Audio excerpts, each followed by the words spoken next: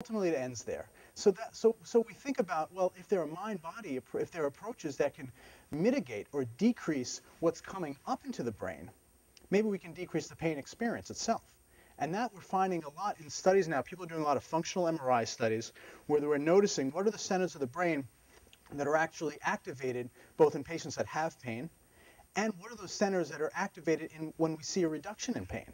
And if we can allow patients to activate those centers of the brain to mitigate or decrease the pain experience, well, maybe we've solved the problem of pain altogether. And there's a lot of very hopeful work being done and very optimistic research being done that can show that that helps. And I see it clinically in very limited ways in terms of decreasing anxiety, because when you have a lot of anxiety, it also increases pain. So if you're able to decrease your anxiety by stimulating a relaxation response, you can actually mitigate a lot of pain.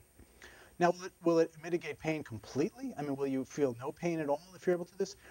You know, it's hard to say. I mean, if you broke your leg and I said, well, just take some deep breaths and work with me here, would that eliminate all of your pain? No, but it may decrease a lot of it, right? It may really help you be in the moment, not have it be as intense as it might otherwise be.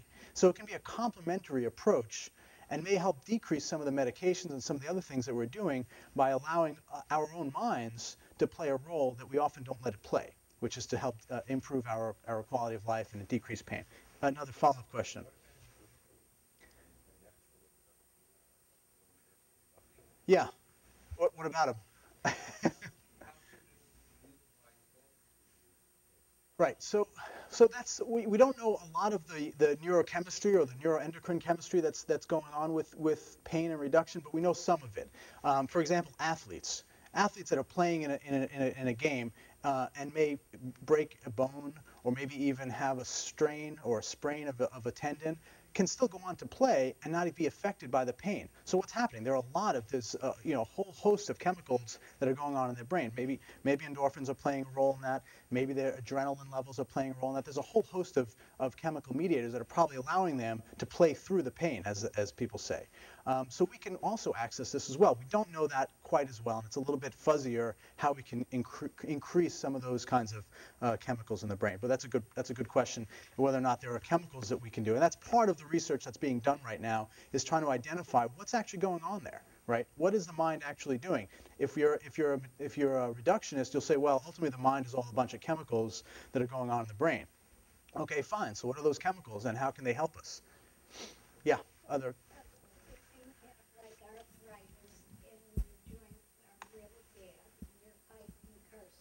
Yeah. What do you do if you can't take any of the aspirins or the anti-inflammatory drugs? What would you say? Okay, that's a great question. So there's also the problem with the anti-inflammatory medications is there's a lot of complications with them, there's a lot of side effects with them. Not everybody tolerates them for a lot of reasons, and as you pointed out, including in the carcinoid population. So one of the things we might end up having to do if this pain is really that severe and the primary therapies of decreasing the inflammation, those kind of medications cannot be used for all sorts of reasons, then I oftentimes will turn to using chronic opioid therapy to manage that kind of pain. And it's not uncommon for me to treat patients for the long term with chronic opioid therapy. Now, that raises a lot of issues, right? Am I going to be addicted to it? What if, other side effects from it that are going to prevent me from living the kind of life that I want to live? How is it going to affect me for the long term? Are there long-term consequences? Those are all really legitimate questions, and we can talk about those in sequence.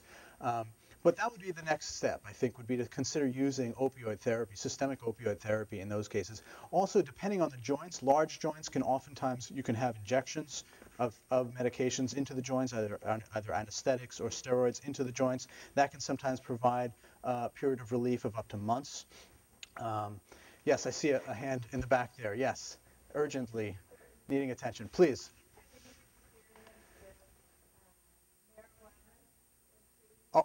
As a pain physician or in my home or recreational time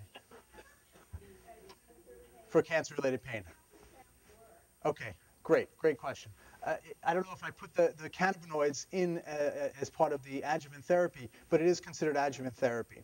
Unfortunately, there's not a lot of research about cannabinoids for the treatment of pain. I recently did a literature search and found that there's only a handful of really good quality studies. Most of them are very small studies looking at cannabinoids and given in different types of ways. Some in a smokable form like marijuana, some given as medication. There are a couple of medications that are available. One is called Sesamet, another one is called Marinol. These are medications that are indicated for the treatment of chemotherapy-induced nausea, and Marinol for the treatment of anorexia or weight loss.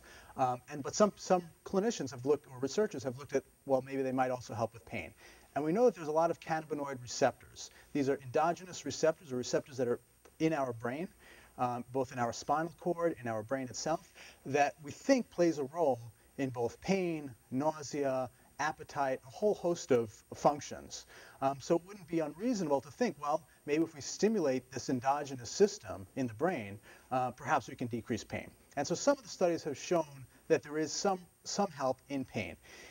Is it a tremendous improvement in pain? Unfortunately, no. Unfortunately, we don't see the studies are not that impressive to me compared with other therapies that are out there.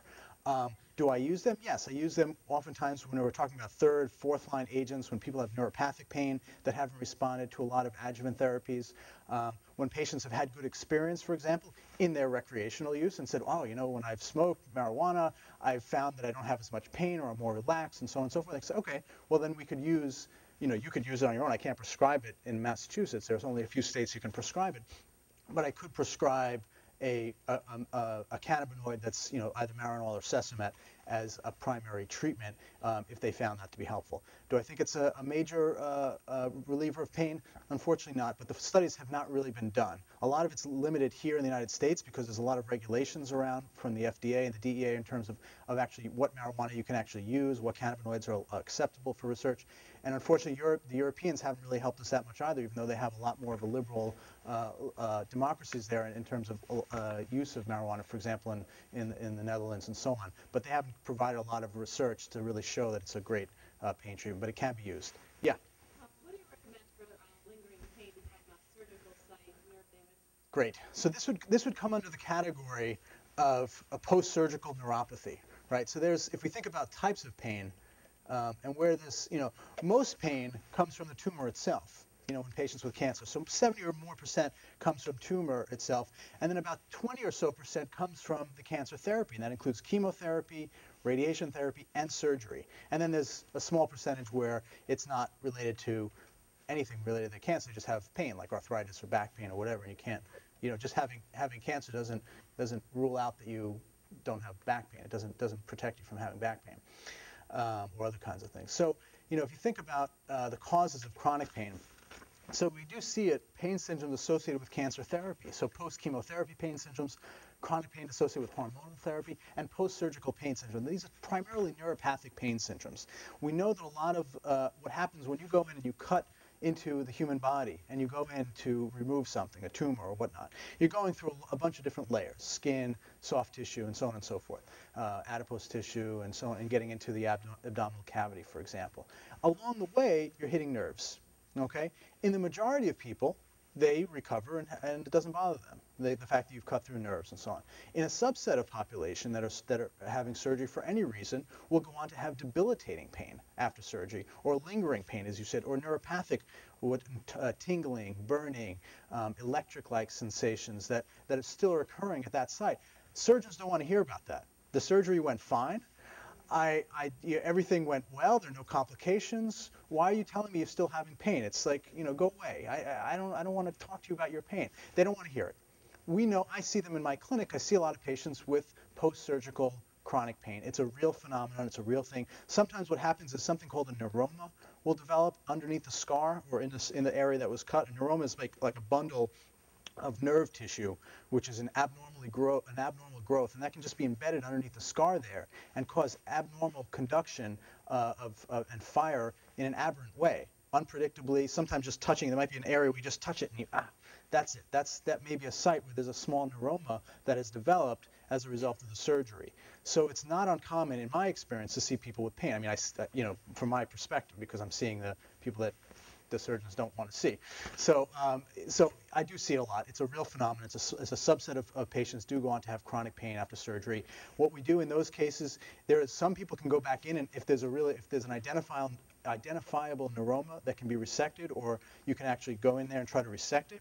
You can try to inject it sometimes with steroids, with local anesthetics, or you can try treating it pharmacologically with these adjuvant medications that I was talking about before, things like the anticonvulsant class of medications, gabapentin or Neurontin, Lyrica, or pregabalin. These are medications that are primarily used for the treatment of neuropathic pain. There are also topical things that you can put over there, lidoderm patches, other topical analgesics. There's a whole host of things that can be done. And I see a lot of patients with neuropathic pain. It can be a particularly difficult thing to treat because the treatments themselves are not terribly effective. Sometimes you even have to use opioids if the pain is that severe or limiting people in functioning. Anything else? Should we talk about addiction? Are people concerned about long-term opioid therapy and addiction? Is that something that people worry about? I saw that was one of the questions here that somebody submitted. So let me say a few words about that. So what is addiction and what is tolerance? Two different things. And I think it's very helpful to tease them apart in your mind. Addiction is a psychiatric diagnosis in that patients are using anything, for example, opioids, despite harm. Okay, it's used despite harm.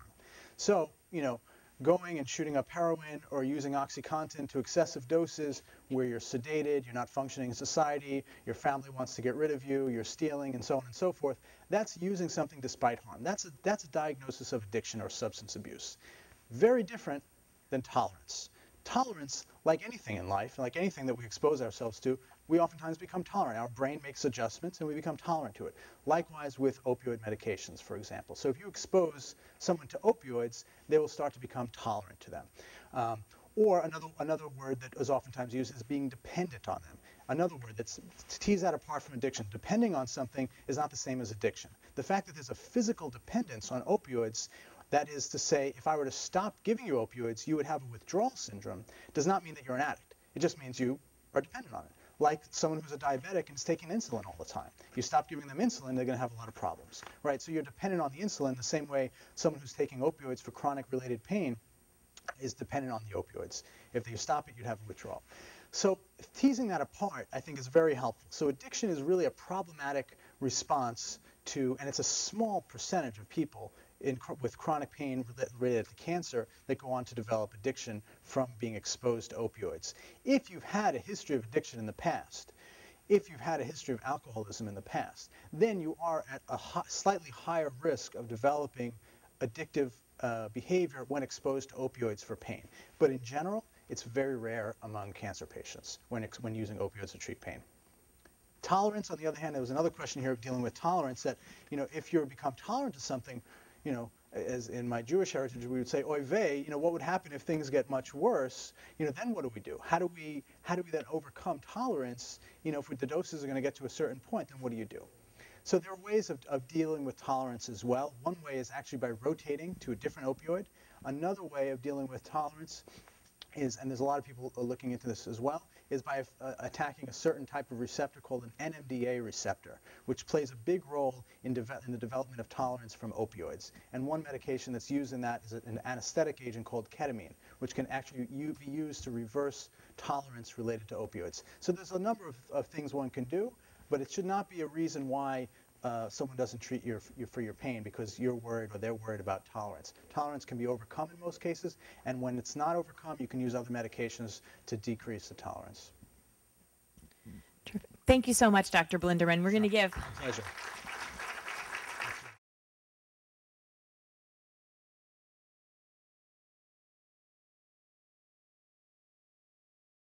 Here to lead us off, we have Dr. Ramesh Shivdasani of the Gastrointestinal Cancer Center at the Dana-Farber Cancer Institute. Ramesh is also the co-chairman of the Caring for Carcinoid Foundation Board of Scientific Advisors. We're going to turn the floor over to Dr. Shivdasani.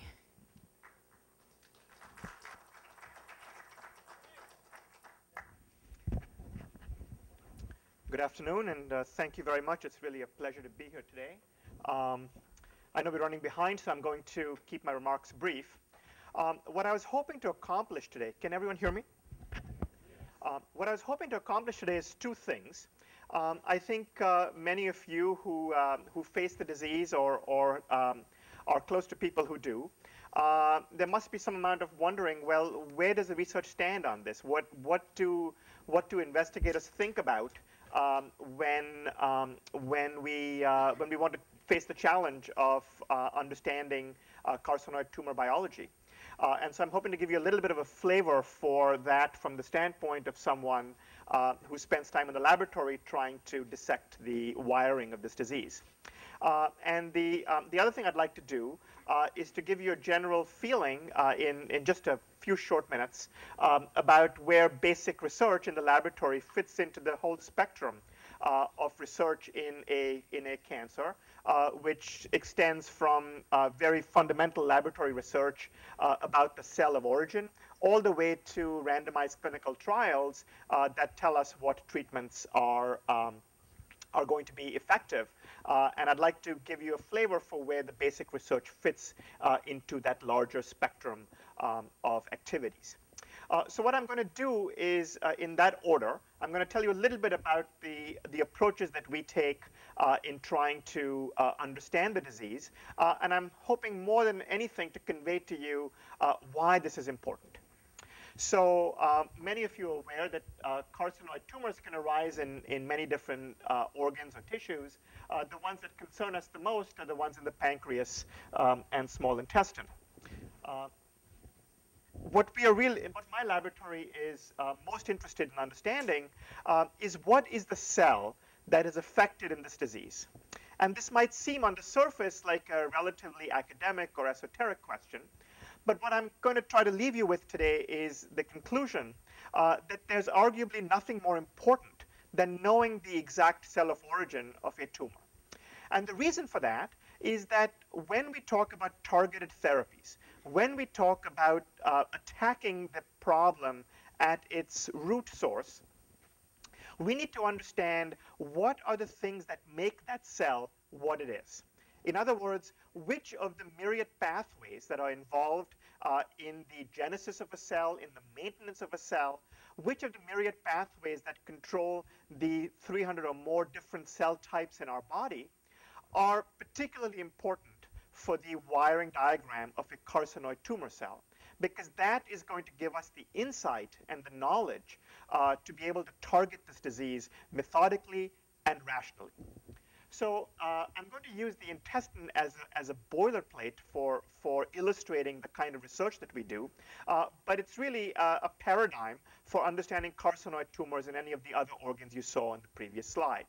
And I use the intestine not only because it's the organ of some interest in my laboratory, but also because it's it's the farthest advanced in understanding the basic biology of how cells come to be.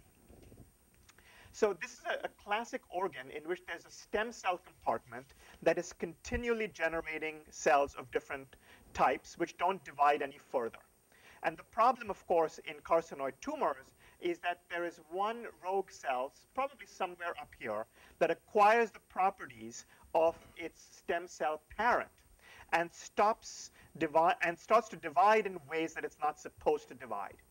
So what that cell is doing is it's taking charge of its own identity, it's producing hormones, it's showing the morphology of its true origin, but it's picked up the bad habits of its much more disciplined grandparent, if you